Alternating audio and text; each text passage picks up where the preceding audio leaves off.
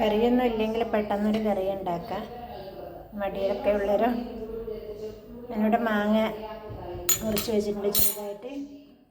ഇതിലേക്ക് വറുത്ത മുളക് പൊടി കുറച്ച് നല്ലോണം ചേർത്ത്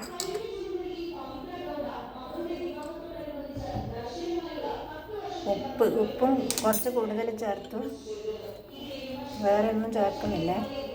തേങ്ങ അരച്ചിട്ട് വെച്ചിട്ടുണ്ട്. തേങ്ങയും കടുകും അത് ചേർക്കാണ്ട് തന്നെ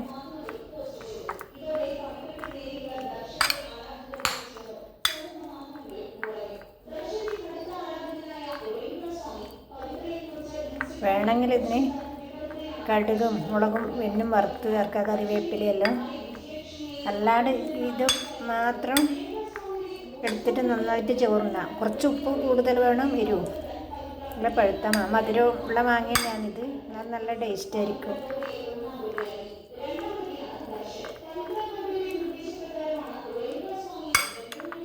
വെള്ളമൊന്നും ചേർക്കണ്ട.